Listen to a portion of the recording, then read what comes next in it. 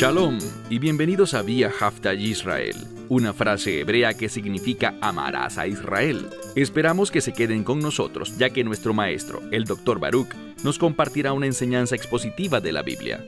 El Dr. Baruch es profesor titular del Instituto Sera Abraham, con sede en Israel. Aunque todos los cursos en el instituto se imparten en hebreo, el Dr. Baruch se complace en compartir esta enseñanza en inglés con doblaje al español. Para más información, visítenos en amarasaisrael.org o descargue nuestra aplicación móvil Mi Estudio Bíblico. Aquí está Baruch y la lección de hoy. ¿Cuánto amas a tu Salvador? Por supuesto, es fácil responder a esa pregunta con palabras. Así que tal vez una mejor manera de pensarlo es la siguiente. ¿Refleja tu vida el amor que tienes por tu Salvador? Es importante que demostremos nuestros sentimientos. Debemos decirle a las personas lo que sentimos y mostrarlo además con nuestras acciones. Entonces, de nuevo, ¿refleja tu vida el amor que tienes por tu Salvador? Bueno, toma tu Biblia y ve conmigo al libro de Lucas, capítulo 7. Libro de Lucas, capítulo 7. Cuando comienza esta sección, el Mesías ya no está en su hogar, sino que en cambio, vimos que fue invitado a la casa de uno de los fariseos. Y vemos que cuando entró en esta casa para comer, se presentó una invitada no deseada.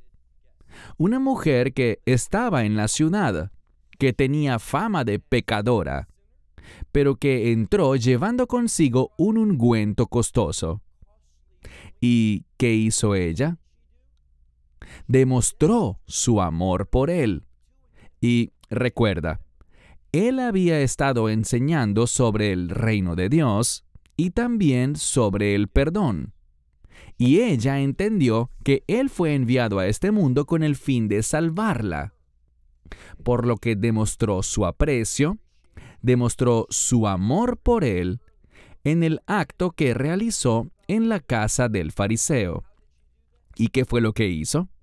Lloró sobre sus pies, y fueron sus lágrimas las que mojaron sus pies.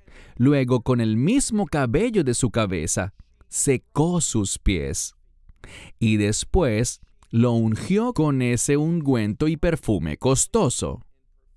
Ella verdaderamente demostró su amor por él.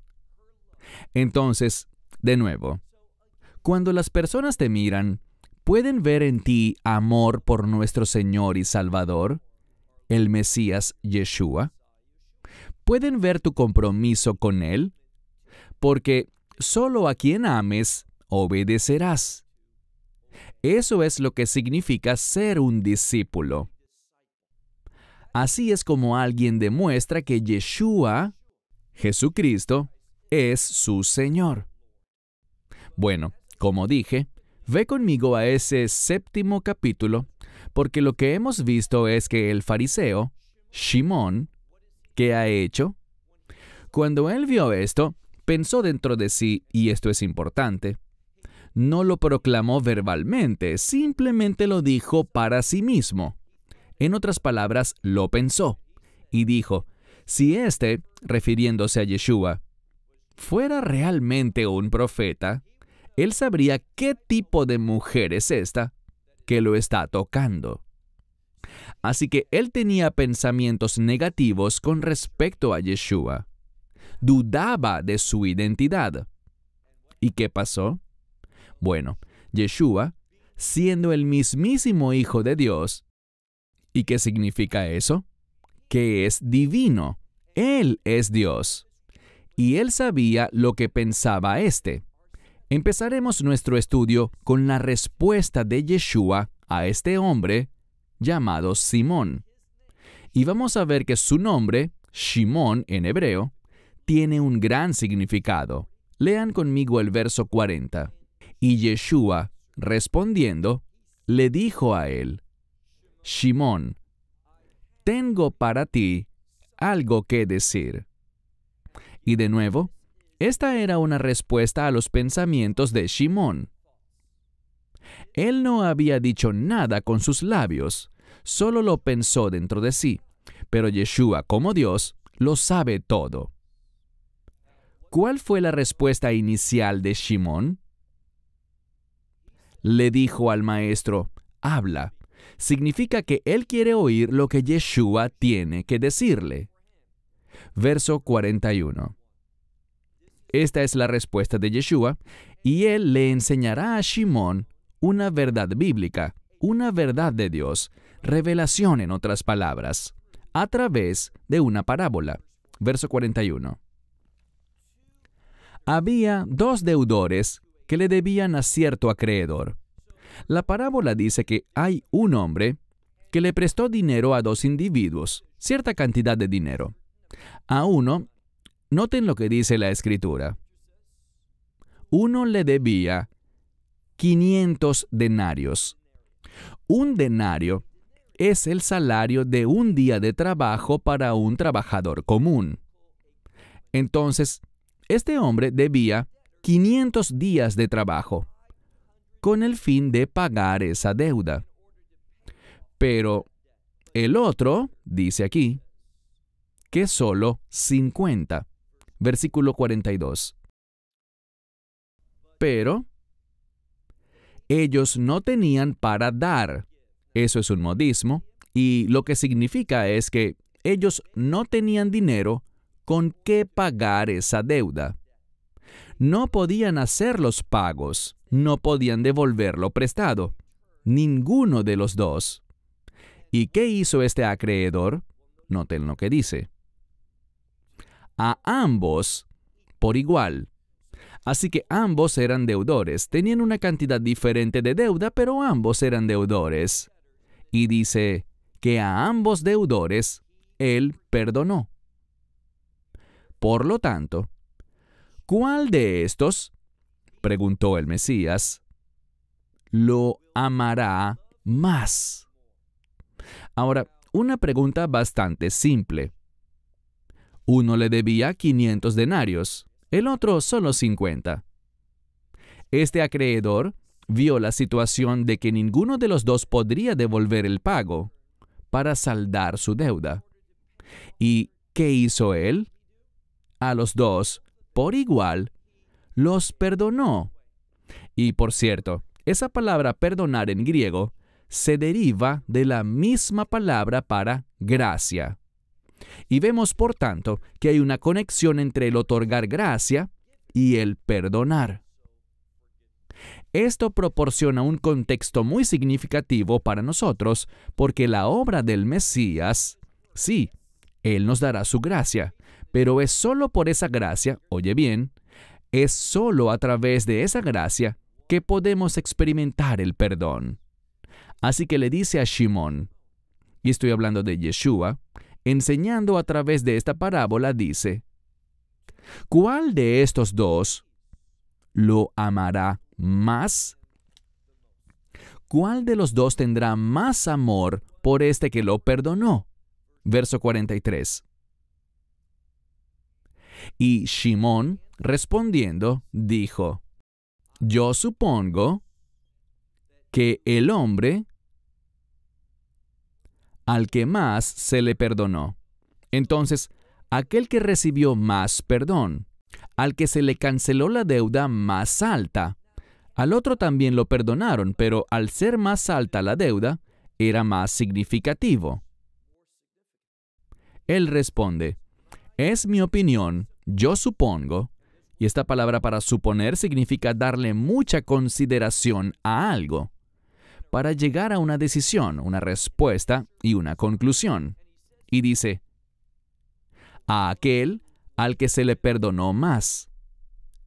Y Yeshua respondió, mira la última parte del versículo 44, donde dice, y él le dijo, este es Yeshua hablando, leemos, ortos. Bien, ortos es de donde proviene el término ortodoncia u ortodoxo, y es simplemente una palabra que significa recto o derecho. En este contexto significa algo que es correcto o justo. Lo que el Mesías está diciendo es esto.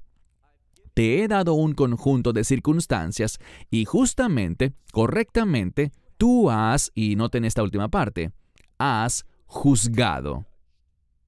Así que Shimón recibió un conjunto de circunstancias y, al evaluarlas, juzgó correctamente.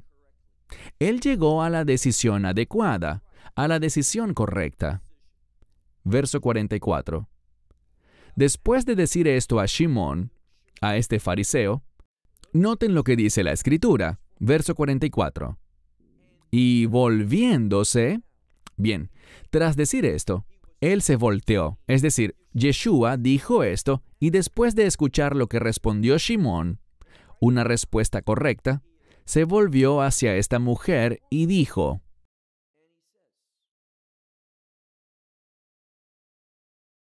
Simón, mira a esta mujer. Yo he entrado en tu casa, pero agua para mis pies no me has dado. Pero ella, y recuerda esta palabra, pero, es una palabra de contraste. Ahora, en cuanto a Shimón, su nombre significa oír. Y no solo oír, sino ser capaz de percibir o entender y responder adecuadamente.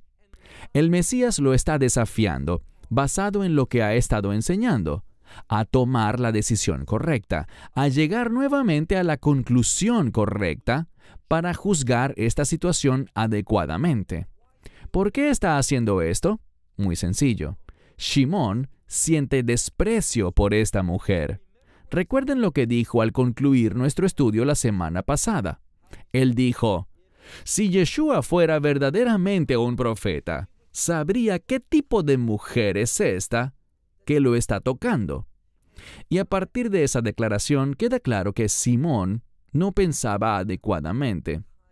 No estaba tomando en cuenta los sentimientos de esta mujer, sus necesidades y cosas similares. Pero Yeshua quiere que mire su situación y aprenda a mirar a esta mujer de una manera diferente. Y permíteme sugerirte que tú y yo somos iguales. Ambos necesitamos mirar a las personas de manera diferente. No desde nuestra perspectiva humana, no juzgando lo que parece correcto a nuestros ojos, sino haciéndolo llenos de gracia, especialmente de esa gracia que hemos recibido de Dios, de su Hijo, nuestro Salvador. Hemos sido perdonados, pero ¿mostramos gracia para con los demás? Bueno, esto es lo que Yeshua está desafiando a Simón a mostrar, gracia. Y la gracia también implica compasión. Ser capaces de tener empatía por otros individuos y no mirar todo desde tu perspectiva, sino mirar las situaciones también desde la perspectiva del otro. Así que, él le dice a Simón, desde el momento en el que entré a tu casa, agua no me diste para mis pies, pero ella, con lágrimas, ha mojado mis pies, y con su cabello, con el cabello de su cabeza, ha limpiado, es decir, los ha secado. Ella ha hecho de sus emociones, de su llanto, de su humildad, y recuerden lo que hablamos la semana pasada. En esta cultura, y no ha cambiado mucho, en esta cultura, el cabello de una mujer tenía gran importancia.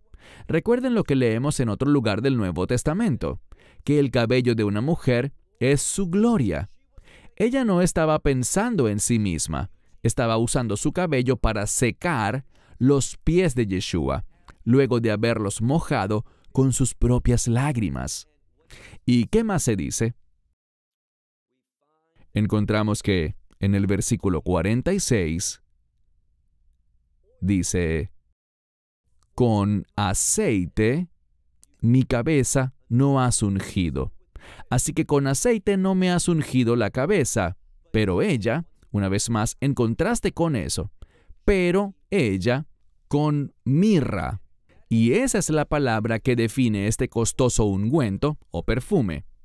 Era muy caro y esta mujer usó ese costoso perfume como una forma de demostrar, de dar una evidencia tangible de que ella estaba agradecida, que estaba quebrantada, que estaba afligida por su pecado y agradecida por el mensaje que Yeshua estaba proclamando sobre el reino y cómo Dios está dispuesto a perdonar a todas las personas para que puedan ser redimidas y experimenten esa vida de reino, esa eternidad en el reino. Así que ella, con mirra, ungió mis pies. Verso 47. Por lo tanto, a causa de esto, te digo, y noten lo que dice, sus pecados, muchos. Cuando leemos esto en el idioma original, habla sobre sus muchos pecados, pero el muchos se enfatiza. Sí, efectivamente, ella es una pecadora. Sí, ella es famosa por eso en aquella ciudad. Pero el Mesías le está ofreciendo una nueva oportunidad, una que comienza con el perdón, una que termina con la eternidad en el reino. ¡Qué maravilloso regalo! Y todo proviene de la gracia de Dios. Por lo tanto, Yeshua habla acerca de esta mujer y dice, te digo a ti. Y aquí él le está hablando a la multitud y le dice, sus pecados, muchos, es decir, sus muchos pecados, él dice, son perdonados. Esta palabra perdonados, en este tiempo gramatical, se usa para mostrar que son perdonados y que seguirán siendo perdonados. Dios no da su gracia para luego quitarla. Uno no es regenerado y luego vuelve a ser no regenerado. Es decir, no naces de nuevo, naciendo en esta nueva experiencia de reino, para luego perderla. Escuché a alguien una vez, esta persona ya ha fallecido, y era un maestro de la Biblia muy popular. Él estaba citando Mateo 24, verso 13, que dice, aquel que persevere hasta el fin será salvo. Y agregó esto, puede que sea salvo hoy por la gracia de Dios, pero a menos de que persevere hasta el final, no seguirá siendo salvo. Eso es una herejía. Porque nuestra salvación no se basa en lo que hemos hecho, en nuestra capacidad para perseverar. Se basa solamente, únicamente, en la obra del Mesías sobre la cruz. Y por lo tanto, podemos tener seguridad. Este popular maestro de la Biblia no entiende lo que el verso quiere decir. Cuando Yeshua dijo lo que registra Mateo 24:13, aquel que resista hasta el fin, o que persevere hasta el fin, será salvo, lo que quiere transmitir este versículo es ánimo, diciéndonos que la victoria, la liberación del enemigo, llegará al final. Así que persevera. Cobra ánimo, la victoria te está esperando. No es una afirmación de que, a menos de que perseveres hasta el final, perderás tu salvación.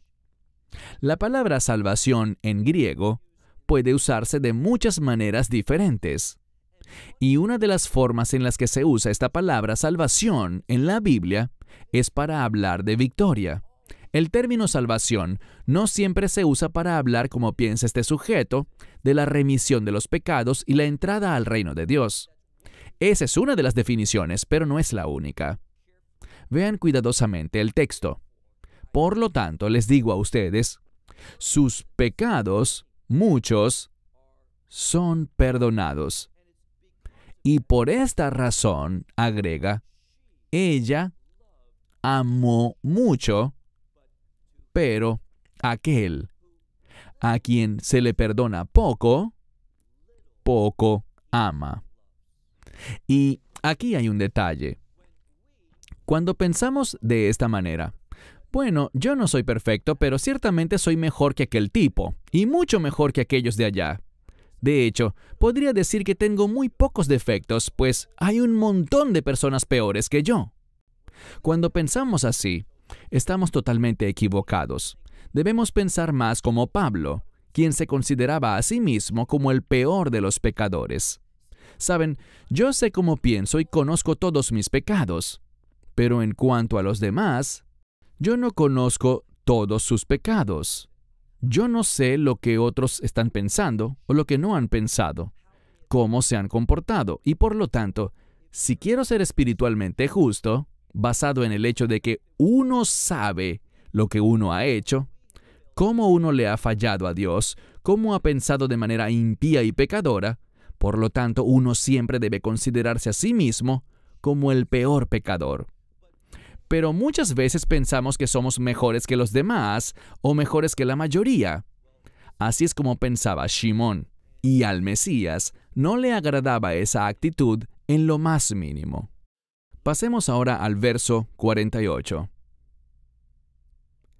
Pero le dijo a ella, antes Yeshua le dijo a Simón que aquellos a quienes mucho se les perdona, mucho aman a su Salvador. Pero aquel que cree que solo se le han perdonado pocos pecados, éste ama de una forma muy escasa. Si entendemos la verdad, deberíamos amar en grande, amar con todo lo que somos a nuestro Señor y Salvador, el Mesías. Y querremos demostrar ese amor. Una de las formas más rápidas en las que podemos mostrar nuestro amor a Dios es estando de acuerdo con sus estándares. No tratando de cambiar las cosas, no tratando de explicar el significado de los textos, de modo que justifiquen lo que nosotros queremos. No, vamos a querer agradar a Dios y estar de acuerdo con Él. Mira el verso 48. Pero Él le dijo, tus pecados son perdonados. Entonces, Él le dice que sus pecados son perdonados y noten la respuesta, verso 49. Y los que estaban reclinados, es decir, aquellos que también estaban en esta cena especial, en la casa de este ilustre fariseo, él era ilustre, era respetado, pero, espiritualmente, no veía las cosas correctamente. Y a menudo, aquellos a quienes el mundo enaltece, no son precisamente quienes impresionan a Dios. Debemos ser personas sumisas a las instrucciones de Dios si queremos que Dios esté complacido con nosotros. Así que de nuevo, verso 49. Y los que estaban reclinados comenzaron a decir entre ellos, ¿quién es este? He compartido con ustedes en el pasado que cuando este término jotos aparece en el idioma griego, significa este, y en este caso, este se refiere a Yeshua. Muchas Biblias simplemente dicen, ¿quién es él? ¿Quién es este? Bueno, el término enfatiza algo único cuando esta palabra se usa con respecto a cualquier persona, pero especialmente con respecto a Yeshua. Entonces, ¿quién es este? Que también los pecados perdona. Cuando dice también, significa incluso, y lo que está enfatizando es su posición, que Él puede perdonar los pecados. ¿Quién es este que perdona pecados? Bueno, la única respuesta es Dios. Y lo que vemos una y otra vez en la Escritura es una tendencia a dar indicios, y muchos de ellos hablan de la divinidad de Yeshua, es decir, de que Yeshua es Dios. Él siempre lo fue y siempre lo será. Esto es simplemente otro indicador de que la Escritura habla de la Trinidad. Porque aunque creemos en tres personas, creemos en un solo Dios, Dios Padre, Dios Hijo y Dios Espíritu Santo. Si alguien rechaza la divinidad del Mesías, puede deberse a que es terco y rebelde, o porque es espiritualmente ciego. Y simplemente les diré que cuando tendemos a ser rebeldes, eso influirá en nuestra capacidad para ver las cosas correctamente, en el sentido espiritual. Y a veces simplemente no queremos estar de acuerdo con Dios porque estamos muy centrados en que Dios esté de acuerdo con nosotros. Esa no es la actitud correcta. Así que se hicieron la pregunta, ¿quién es este que perdona los pecados? Verso 50. Ahora Yeshua se dirigirá directamente a esta mujer. Pero le dijo a la mujer, tu fe te ha salvado. Cuando miramos esta palabra salvado, está en una construcción griega muy singular. Esta redacción implica que este perdón es algo continuo. No es algo que está hoy y se irá mañana. Por lo tanto, su condición, su salvación, no es algo que se hizo realidad ese día, pero tal vez no mañana, y tal vez tampoco el año que viene. No. Cuando estudiamos la gramática, nos enseña que podemos tener seguridad cuando dice, tu fe te ha salvado. Vemos que la fe salva eternamente. No hay salvación parcial. En ninguna parte de la Escritura se enseña eso. Y todos los pasajes que la gente usa para argumentar que la salvación se pierde, cuando los analizas en su contexto original, demuestran claramente que están siendo interpretados fallidamente, pues no respaldan la idea de que uno pueda ser salvo hoy y perderse mañana. En ningún lugar de la Escritura encontrarás eso. Dice, tu fe te ha salvado. Y luego dice, vete, y este verbo para irse se encuentra en pasivo. ¿Por qué eso es importante? Porque ella está siendo enviada. Ella se va, pero algo la está haciendo irse. ¿Qué será? Su fe. Su experiencia de salvación la mueve en una dirección específica. ¿Hacia dónde? Dice, vete, literalmente, sé llevada a la paz. Eso es literalmente lo que dice. No tomes mi palabra, verifica la gramática en el griego original. Está en modo pasivo. Entonces aquí dice, sé llevada a la paz. ¿Qué es la paz? Lo he compartido muchas veces. La paz está relacionada con la voluntad de Dios.